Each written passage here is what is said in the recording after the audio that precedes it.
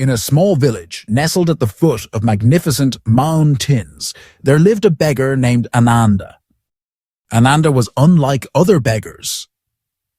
He didn't plead for food or clothes. The only thing he yearned for was a single golden coin. Every day he would sit by the roadside, hands clasped in reverence, looking up at the sky and praying, "O highest gods, please have mercy and grant me one golden coin so that I may change my life." Day after day, Ananda's plea echoed on the wind, blending with the chirping of birds and the rustling of leaves. The villagers had become accustomed to the sight of him. They felt pity, yet couldn't understand why he would only ask for that one thing.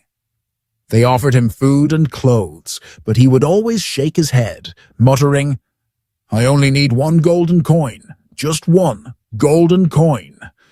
One morning, as the first rays of sunlight danced on the leaves, an old sage appeared.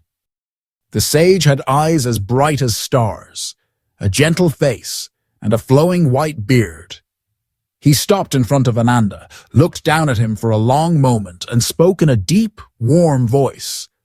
"Ananda, I have heard your plea. You want a golden coin? Is that right?" Ananda was overjoyed, and he quickly nodded. "Yes, that's right, sir. Please grant me a golden coin so I can escape this life." The sage smiled softly. "Ananda, I can give you what you want. But before I do, I want you to do something for me. Go to that overgrown field over there, clear the weeds, and plant a flower. If you care for it and it blooms, I will return and give you the golden coin." Ananda was surprised. He thought, "Just clear a field and plant a tree? That's too easy." Without hesitation, he stood up and went straight to the overgrown field. The field was vast, with weeds taller than his head and scattered rocks everywhere. Ananda began his work.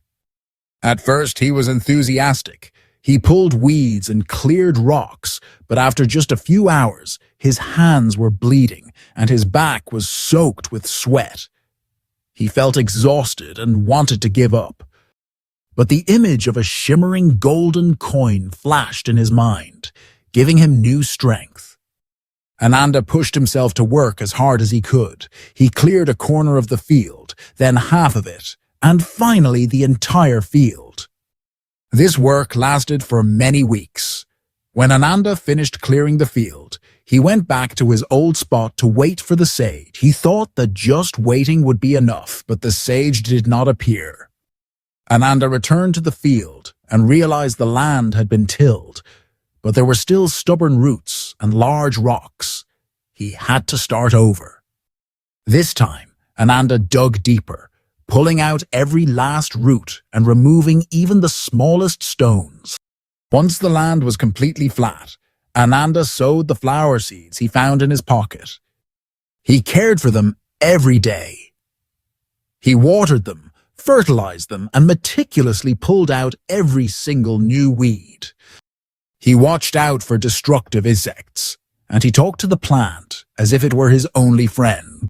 One day, when the first flower blossomed, Ananda was stunned. The flower was a brilliant yellow, shimmering under the sun, just like a golden coin. Ananda gazed at it intently, an indescribable feeling swelling in his heart. He had become so used to his daily work, he no longer thought about waiting for the sage. He continued to tend to the garden, sowing more seeds, and before long, the field had transformed into a vibrant flower garden, attracting butterflies and villagers who came to admire its beauty. One day, the old sage returned. He looked at the garden overflowing with flowers, and at Ananda, who was working diligently, his face smudged with dirt, but beaming with happiness. Ananda looked down at his calloused hands and understood everything. He did not receive a golden coin from the sage, but he had received a priceless lesson. Wealth is not something we beg for from others, but something we create through our own hard work.